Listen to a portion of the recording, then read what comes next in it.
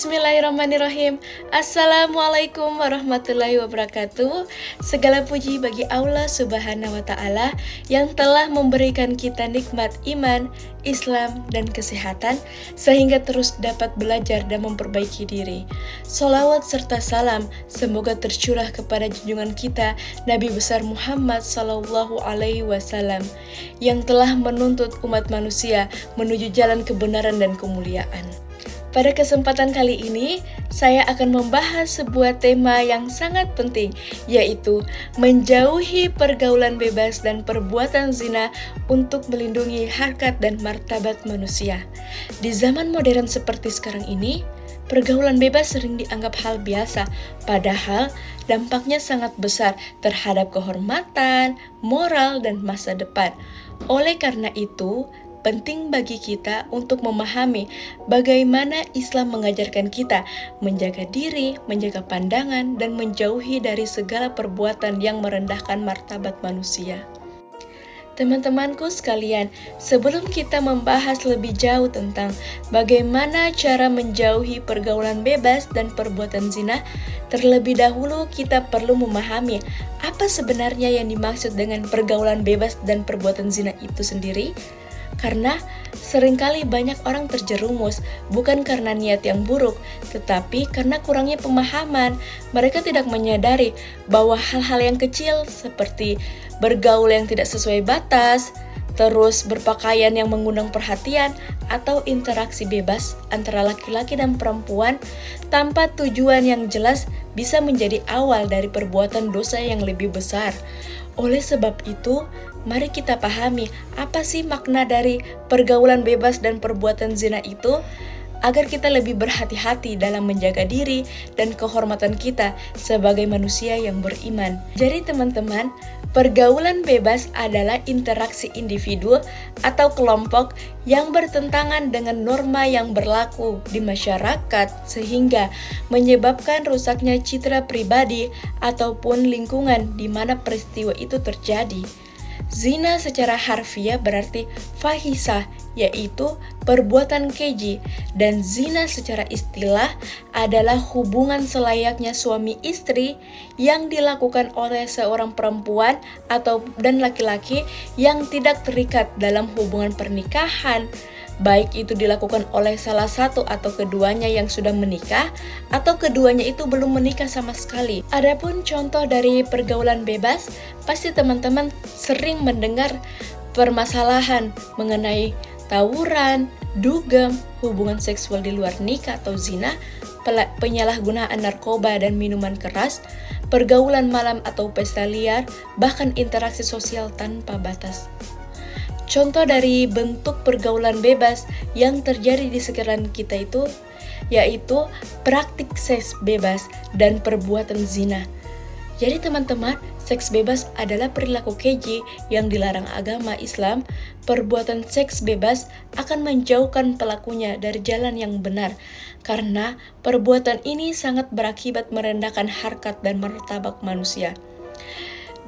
Dan di hadapan manusia, itulah sebabnya mengapa Allah melarang umat Islam untuk mendekati perbuatan zina, mengingat bahwa perbuatan ini dapat mendatangkan mudarat yang sangat besar dalam kehidupan manusia. Jadi teman-teman, adapun hukum dari perbuatan zina, yaitu para ulama telah bersepakat bahwa hukum perbuatan zina adalah haram. Dalam Quran Surat Al-Isra ayat 32 terkandung larangan untuk tidak mendekati perbuatan zina. Jadi kata jangan mendekati atau la taqrabu seperti ayat tersebut merupakan larangan mendekati sesuatu yang dapat merangsang jiwa dan nafsu untuk melakukannya. Jadi Allah saja melarang untuk mendekatinya, apalagi telah berbuat. Maka sebaik mungkin kita menghindari kata zina ya teman-teman. Adapun hukuman bagi pelaku zina terbagi menjadi dua, yaitu zina muhsan dan zina ghairu muhsan. Apa sih zina muhsan itu teman-teman? Jadi, zina muhsan adalah perbuatan zina yang dilakukan oleh laki-laki dan perempuan yang sama-sama sudah menikah. Hukumannya adalah rajam, yaitu hukuman mati dengan cara dilempari batu atau sejenisnya. Sedangkan zina ghoiro muhsan adalah perbuatan zina yang dilakukan oleh perempuan dan laki-laki yang belum menikah. Apabila pelaku zina ghoiro muhsan adalah gadis dan perjaka, maka hukumannya adalah dera atau cambuk 100 kali dan diasingkan dari wilayah tempat tinggalnya. Tetapi jika pelaku zina ghoiro muhsan adalah janda dan duda, maka hukumannya adalah dera 100 kali dan hukum rajam hingga meninggal dunia. Baik teman-teman, setelah kita memahami bahaya pergaulan bebas dan perbuatan zina, langkah selanjutnya yaitu bagaimana kita menjaga diri dengan menerapkan sikap-sikap positif dalam kehidupan sehari-hari. Inilah beberapa sikap yang perlu kita biasakan agar tetap berada di jalan yang diridhai Allah Subhanahu wa Ta'ala. Yang pertama yaitu menjaga pergaulan yang sehat dan beretika. Jadi kita harus pandai menempatkan diri dalam pergaulan, tahu mana batas yang diperbolehkan dan mana yang dilarang. Bergaul boleh, tapi tetap menjaga sopan santun, tutur kata, dan adab sesuai ajaran Islam. Yang kedua yaitu menutup dan menjaga aurat. Menutup aurat bukan hanya tentang pakaian, tetapi juga tentang menjaga kehormatan diri. Dengan berpakaian sopan dan sesuai syariat, kita menunjukkan jati diri kita sebagai muslim dan muslimah yang menghormati diri serta orang lain. Yang ketiga yaitu selektif dalam memilih teman bergaul. Teman itu sangat berpengaruh terhadap kepribadian kita. Maka pilihlah teman yang bisa mengajak ke dalam kebaikan, bukan yang menjerumuskan pada kemaksiatan. Rasulullah Shallallahu Alaihi Wasallam bersabda, seseorang itu tergantung agama temannya, maka hendaklah salah seorang di antara kalian melihat siapa yang dijadikan teman dekatnya. Yang keempat yaitu menghindari tempat maksiat. Tempat-tempat maksiat adalah sumber godaan dan dosa. Menjauhinya adalah bentuk menjaga diri.